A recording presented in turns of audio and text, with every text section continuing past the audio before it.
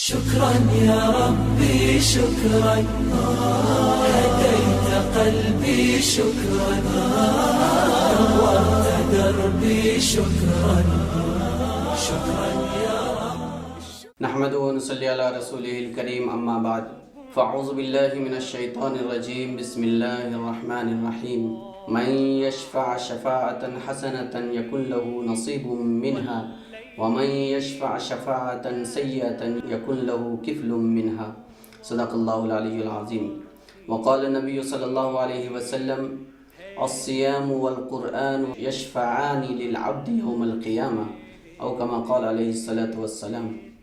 آج کی اس نشست میں ہم یہ معلوم کریں گے کہ قرآن اور صیام یعنی روزہ کس طرح انسان کی شفاعت کرتے ہیں. ہم لوگ دنیا کے اصول کے مطابق دیکھتے ہیں کہ کسی بھی ڈپارٹمنٹ میں کسی بھی شعبے میں جب ہم لوگ جاتے ہیں تو وہاں پر کوئی نہ کوئی کسی کی سفارش کرتا ہے اور اس سفارش کی اہمیت بھی ہوتی ہے.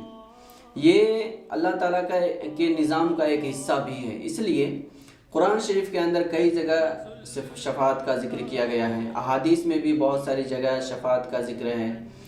حدیث شریف کے اندر آتا ہے کہ قیامت کے دن جب سب لوگ پریشان ہوں گے تو شفاعت کے لیے آدم علیہ السلام کے پاس جائیں گے, اس کے بعد دوسرے نبی کے پاس, اس کے بعد دوسرے نبی کے پاس, ایسے ہی لاسٹ میں محمد صلی اللہ علیہ وسلم کے پاس آئیں گے اور پھر آپ صلی اللہ علیہ وسلم اللہ تعالیٰ کی حمد کریں گے جو اسی وقت آپ کو سکھایا جائے گا اور پھر آپ سفارش کریں گے. ایسے ہی آتا ہے کہ نماز سفارش کرے گی, کچھ لوگ کچھ بزرگان دین سفارش کریں گے اور کچھ اعمال سفارش کریں گے. ایسے ہی قرآن اور صیام کے بارے میں حدیث شریف کے اندر آپ صلی اللہ علیہ وسلم نے فرمایا الصیام والقرآن یشفعان للعبد یوم القیامہ. روزہ اور قرآن یہ دونوں بندوں کے لیے قیامت کے دن سفارش کریں گے. کیا سفارش کریں گے؟ قرآن یہ کہے گا کہ میں نے اس بندے کو رات بھر سونے نہیں دیا, اس لیے اے اللہ تو اس کے حق میں میری سفارش قبول فرما. اور روزہ کہے گا اے اللہ میں نے اس بندے کو دن بھر کھانے سے اور شہوت کو پورا کرنے سے روکے رکھا, اس لیے تو میری اس کے حق میں شفاعت قبول فرما. اور پھر اللہ تبارک تعالیٰ وہ دونوں کی شفاعت قبول کریں گے. ہم کو یہ دیکھنا ہے کہ سفارش کون کرے گا اور کس کے لیے کرے گا. ہم لوگ دنیا کے اصول اور دستور کے اوپر غور کریں گے تو ہم کو پتہ چلتا ہے کہ ہم کو اگر کسی کی سفارش چاہیے تو اس کے ساتھ ہمارا برتاؤ بہت اچھا ہوگا. اگر ہمارا برتاؤ اس کے ساتھ اچھا نہیں ہے تو ہم لاکھ کوشش بھی کریں گے تو کوئی بھی ہمارے لیے سفارش کرنے کے لیے نہیں آئے گا, تیار نہیں ہوگا. اور اگر وہ کرے گا بھی تو الٹی شفاعت کرے گا, الٹی سفارش کرے گا, مطلب غلط سفارش کرے گا, ہماری تائید میں نہیں کرے گا بلکہ ہماری تنقید اور تنقیص میں کرے گا. اگر ہم کو دنیا میں کسی کی سفارش چاہیے تو ہم اس کے ساتھ بہت ہی اچھے تعلقات سے پیش آتے ہیں, بہت اچھے معاملات ان کے ساتھ کرتے ہیں, بہت مہذب گفتگو ان کے ساتھ کرتے ہیں, ان کی بڑی تعریف اور خوبیوں کو بیان کرتے ہیں. اسی طریقے سے اگر ہم کو صیام اور قرآن کی سفارش چاہیے تو پھر قرآن اور صیام کے ساتھ ہمارے تعلقات کتنے اچھے ہونے چاہیے وہ ہم لوگوں کو غور کرنا پڑے گا. اگر ہم لوگ روزہ کو ایک دم لاپرواہی کے ساتھ انجام دیتے ہیں, کچھ بھی دھیان میں نہیں ہے, پورے دن خالی صبح کھائے اور شام کو افطار کر لی اتنے ہی کو روزہ سمجھ رہے ہیں, ہمارے آنکھ, کان, ناک, منہ, زبان اور یہ اعضاء و جوارے کے لیے روزے کا کوئی اثر نہیں ہے اس کے اوپر, تو پھر ہمارے اس روزے کا کوئی فائدہ نہیں ہے اور یہ روزہ ہمارے لیے سفارش نہیں کرے گا.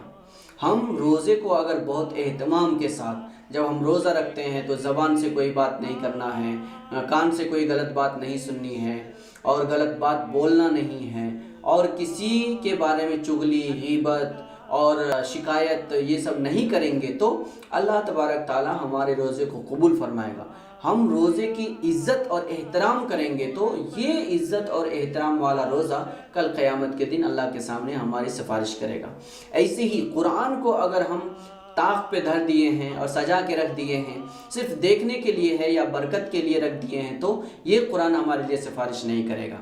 قرآن کو اگر ہم پابندی سے پڑھیں گے، اس کی تلاوت کریں گے، اس کو سمجھیں گے، اس کے مطابق زندگی گزاریں گے اور ہر زندگی کے پہلو میں اس کو اہمیت دیں گے، تو وہ قرآن ہماری سفارش کرے گا اور اللہ تبارک تعالیٰ اس کی سفارش بھی ہمارے حق میں قبول فرمائے گا۔ اس لیے قرآن شریف کے اندر اللہ تبارک تعالیٰ نے سفارش کے بارے میں کہا ہے، جو اچھی سفارش کرے گا وہ سفارش کرنے والے کو بھی سفارش کرنے کا ثواب ملے گا اور ویسی ہی اس کے حق میں بھی فیصلہ کیا جائے گا، اور اگر کوئی غلط سفارش کرے گا تو اس کا حصہ، وہ غلط کا حصہ اس کو بھی ملے گا، یعنی اس کا وبال اس کو ملے گا۔ اس لیے جھوٹی سفارش کرنا یا کسی کے ناحق ہونے کے باوجود اس کا سپورٹ کرنا، یہ ہمارے لیے وبال جان ہو جائے گا، اور کسی کی اچھی سفارش کرنا اور اس کو سمجھا دینا، یہ ہمارے لیے سعادت مندی کا باعث بنے گا۔ اس لیے ہم کو کوشش کرنا ہے کہ ہمارا قرآن اور ہمارا روزہ یہ قیامت کے دن ہمارے لیے شفاعت کرنے والا ہو، اور ہم دنیا اور آخرت میں قرآن اور روزے سے مکمل طور پر مستفید ہو سکیں۔